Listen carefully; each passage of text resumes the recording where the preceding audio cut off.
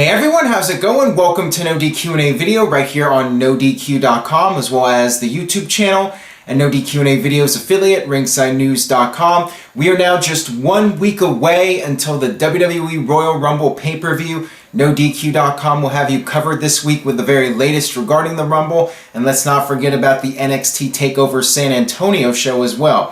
Full coverage this coming weekend, I should say, of the Royal Rumble weekend festivities. Anyways, with that being said, let's get down to your questions today. First one comes from Tristan Quick. With reports of Brock Lesnar versus Goldberg possibly headlining WrestleMania 33, could you see another backlash from fans like at WrestleMania 20? I'm really curious to see how things play out with Goldberg versus Brock Lesnar. I think it's pretty obvious Brock Lesnar will finally win now. I would be shocked if Goldberg won again.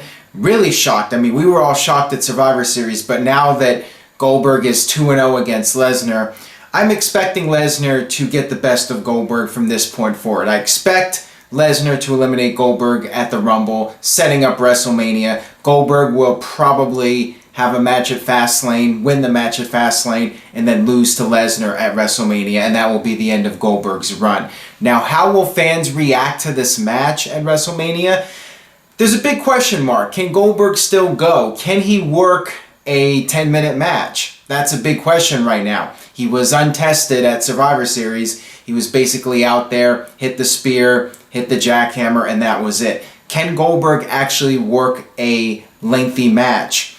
I think the fans will react well to it, better than they did the WrestleMania 20 match, so I'm not worried about that.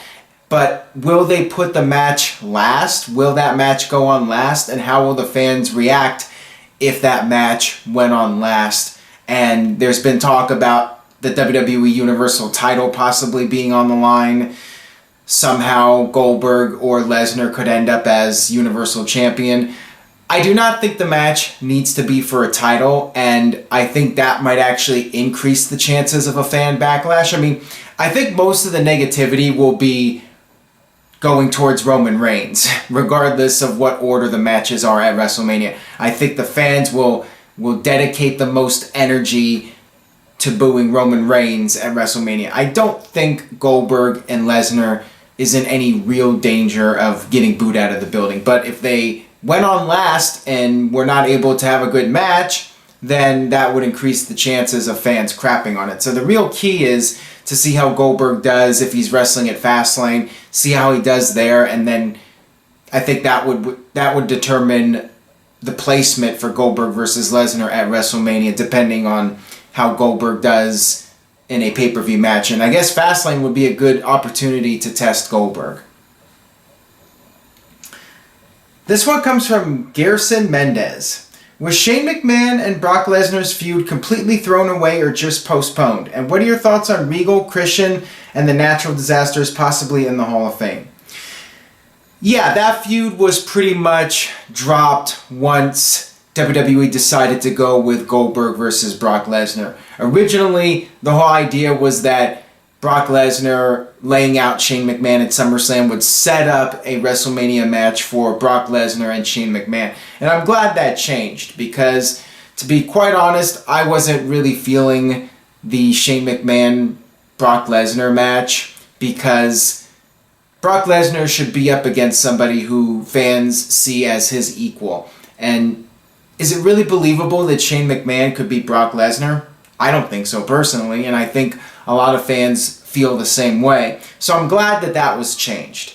Now, regarding the Hall of Fame, I think it's a pretty solid lineup based on what's been rumored. I talked about Beth Phoenix in the last video. I would prefer Chyna if they're going to induct a female superstar this year. Natural Disasters is okay. I know Fred Ottman has been dealing with a lot of serious health problems, so maybe that's why they're speeding up that process. And, you know, a lot of people liked John Tenta's Earthquake. So, you know, that's all right. I mean, not the most ideal choice for a tag team. I mean, I would go with Demolition over the Natural Disasters, but we all know for political reasons that's not going to happen right now. IRS, I could definitely see going in. He wasn't an all-time classic character, but he had a pretty long run in the wrestling business, and Of course, his sons are in WWE right now, so there's a reason for that. DDP, I think, is a tremendous choice for the Hall of Fame. I think he should definitely be in. And Rick Rude is another guy I definitely feel should be in, and it's long overdue. So overall, I'm pretty happy with the list. There's nothing to complain about too much as far as I'm concerned. Oh, and Christian. Christian's another good choice. Got another one here from Garrison. The Royal Rumble poster has 4 part-timers on the front. One of them is Cena, yet his opponent, the WWE Champion, is barely seen. Your thoughts?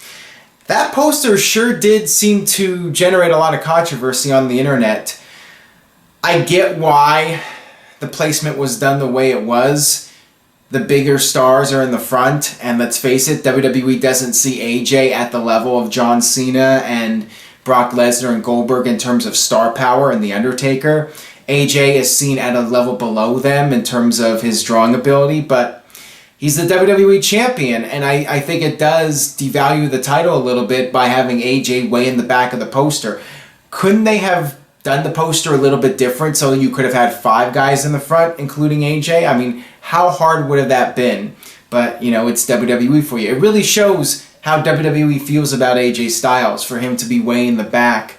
To me, it's just a sign that they do not see him as a major draw. He's the champion right now because he's the best in-ring performer in the company, but that doesn't necessarily mean he's the best draw in the company. And, you know, they want him on top because he can have the best matches, but he's not the guy that they're going to build the company around. This one comes from #MasterAtDeleting. Do you think Seth Rollins should turn back heel due to his rather weak face turn that WWE has given him? Yeah, I would say so. I think this babyface run has pretty much been a bust. And congratulations to WWE for booking the guy so poorly that I want to see him as a heel again, even though I felt he had a lot of potential as a babyface just because he's so well liked because of his in-ring performances. He's such a tremendous athlete. You want to naturally cheer for the guy. But congratulations, WWE. You got people to not like him as a babyface. It's pretty incredible. Seth Rollins, I could see him going heel again if Finn Balor's coming back, and Balor, you know, in the storyline will want to get payback at Seth Rollins. Rollins was the one that hurt Balor, so you have that organic storyline right there. So it's quite easy for WWE to turn Seth Rollins heel again when Finn Balor comes back. I mean, very easy to pull that off. So yeah, I think that in 2017, Seth Rollins going back heel, I think that would be the right move, and I would not be surprised if it happens. Got this one here from Cheyenne. AJ versus Joe or AJ versus Orton at WrestleMania? In my opinion, AJ versus Orton should be money, fresh and new feud. I'd love to see Orton versus AJ, and that's something that's been rumored for a while now since both guys were drafted to SmackDown. However, it's looking like Orton is going to face Bray Wyatt at WrestleMania. That's what I'm expecting, at least. That's what the storyline has been building up towards. So I would rather WWE go with that for WrestleMania, and if they're going to bring in Joe and have Joe do a big match, you know, if not John Cena, as I talked about in the last video, I think AJ versus Joe in a WWE ring would, to put it in AJ's own words, that would be phenomenal. I'd love to see that match happen in a WWE ring. So between the two, for this year's WrestleMania, if I had to choose one or the other, I'd go with AJ versus Joe. But AJ versus Orton, I definitely feel should be a major feud in WWE in 2017. I mean, that seems to be a logical way to go once WrestleMania is done. Once Randy is finished with his storyline with Bray Wyatt, that would be the next major storyline, I think. AJ versus Orton, for sure. Next one comes from Larby. Is it the moment for Becky to turn heel after she had multiple failed attempts to beat Alexa? She must be getting frustrated. No, now that we have Mickie James back in the mix, you can do that feud, Becky Lynch versus Mickie James, and I'm guessing this feud will last through WrestleMania, so no need to turn Becky right now. If the eventual plan in WWE is for Nikki Bella to win the women's title from Alexa Bliss, which I could very well see happening at WrestleMania, then yeah, maybe after WrestleMania you could turn Becky heel, although I think turning Nikki heel would be more entertaining, but whatever. I mean, we've already seen Nikki as a heel, so Becky is a heel. She has been vocal about that she likes being a heel. She was a heel before WWE, and they could definitely do that and see where it goes, and WWE can be happy in making Nikki the female John Cena and keep going with that. So yeah, I mean, I could see that happening, but not Becky turning heel and Alexa being a face or whatever. I could see Becky turning heel on Nikki Bella at some point and them feuding for the women's title. Got this one here from Roberto Rivera Jr. Do you see the SmackDown Tag and Women's titles being defended at WrestleMania 33? Who would you want as champions and challengers? I would really hope so. To me, it would be, in general, I do not like when titles are not defended on the pay-per-views. There's no reason not to have the titles being defended on every pay-per-view, which is why I think the Night of Champions or Clash of Champions, whatever they call it, is a stupid concept, because every pay-per-view, every title should be on the line. That's my opinion. Now, as far as the participants for those matches, I just mentioned Nikki Bella versus Alexa Bliss. I mean, that's my guess right now if I had to predict a women's title match. I guess they could do like a fatal four-way, and that actually could happen, since we all know how WWE is with trying to get as many people on the WrestleMania card as possible. I could very well see them doing a fatal four-way match for the women's title, throwing in Becky and even Mickie James, doing a four-way. Alexa, Nikki, Becky Lynch, and Mickie James, four-way. As far as the SmackDown tag team match, American Alpha, I'd love to see the Revival get called up and face American Alpha at WrestleMania.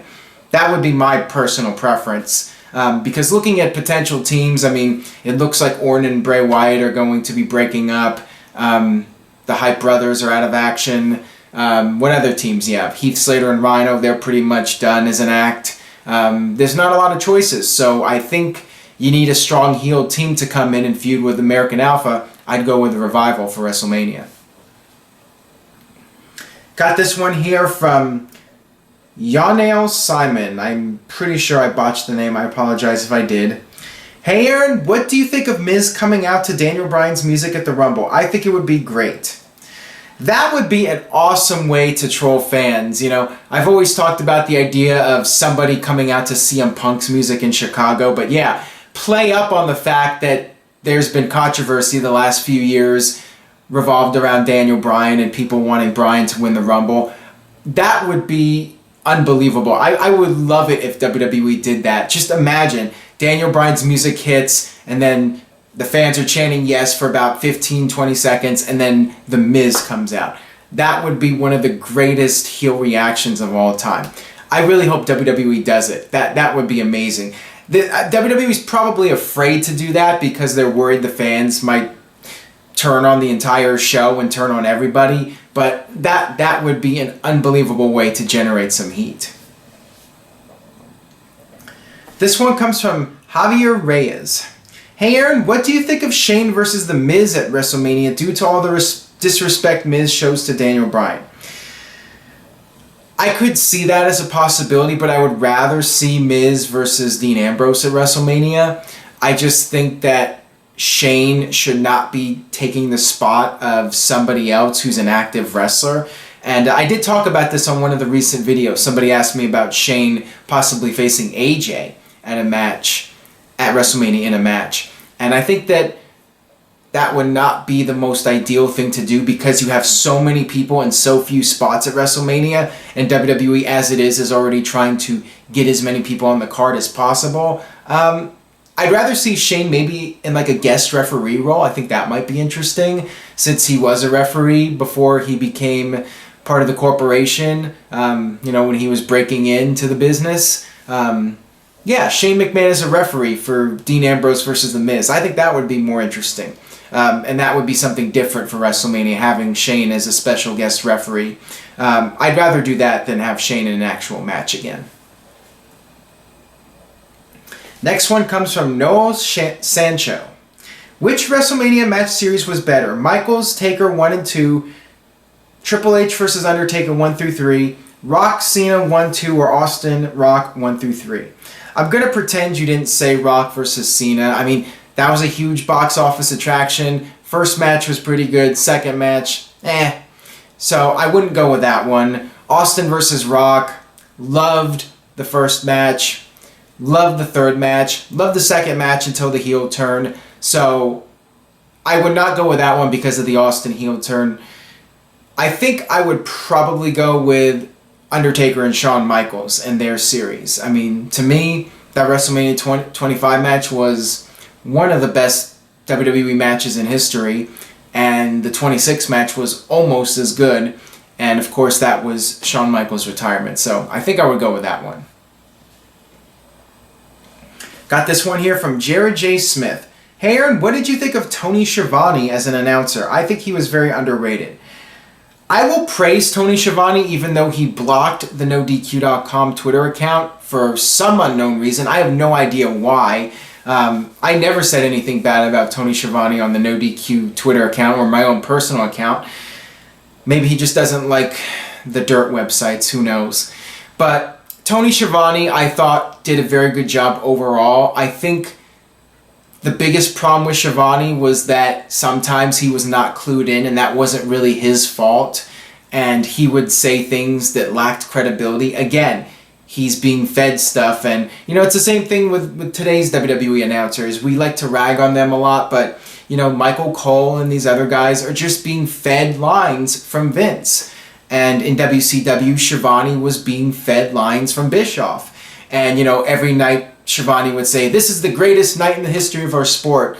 And, he'd always say these things, and he would lack the credibility because he said it all the time. I mean, Jim Ross, who knows if Jim Ross just went against Vince or stood up to Vince or whatever. But, JR, not often he said things that were really uncredible. I mean, Jim Ross, when he said something, you really believed it because he didn't say it was the greatest thing every single night. With Schiavone, he would always do that, and he lost some credibility because of that. But a lot of it is due to Bischoff. And of course, people remember when Schiavone knocked Mick Foley for winning the title on Raw, that night in the Georgia Dome, 99. And people need to realize that it was Bischoff that told Schiavone to say that. So yeah, Schiavone gets a little bit of a bad rep, but, he's just doing his job. And I felt overall he did do his job well in WCW and even WWE when he was doing commentary there. This one comes from JT. Hey Aaron, my question is, do you think that WWE takes us fans for granted? There's a huge disconnect there, honestly. I do agree with that to a point. I do feel that WWE could do more to satisfy the fans, but you have to look at it from their perspective. Their perspective is they need to please the majority of fans, and they need to do what makes them the most money, at least what they feel makes them the most money. And they will listen to fans to a degree, but at the end of the day, I think they see the internet fans as a vocal minority. And the fans that complain about Raw every week are not the majority of fans. WWE still gets 3+ million people watching Raw. When you have maybe 10, 20, 30,000 people on the internet complaining, that is a small minority of the overall audience. WWE listens to the money. And is the money good? Is the money bad? That's how they judge if they're doing something correctly or not, based on the money that they're generating, the revenue. That's what's most important to them. They're running a business. So yeah, they do listen to their fans, but it's weird because I think in any other industry, if you had as many fans complaining as WWE fans do, that the company would make some changes. But I think WWE realizes that these fans are going to be sticking around no matter what. And WWE has pretty much accepted this idea that the fans that complain just do so for the sake of complaining, and they stay loyal to the product. I mean, WWE has a tremendously loyal fan base, and it's only going to take... It's going to take the fans to stop watching before WWE makes changes. But as long as they keep watching, that's WWE's attitude. As long as the fans keep watching, then WWE is going to keep doing what they're doing, and they're just going to ignore the criticism. That'll do it for this edition of No DQ&A video. Thanks as always for watching. If you enjoyed today's video, please share it on Facebook or Twitter or any other social media website. Stay tuned to NoDQ.com for the Royal Rumble coverage, and I will see you guys next time for more.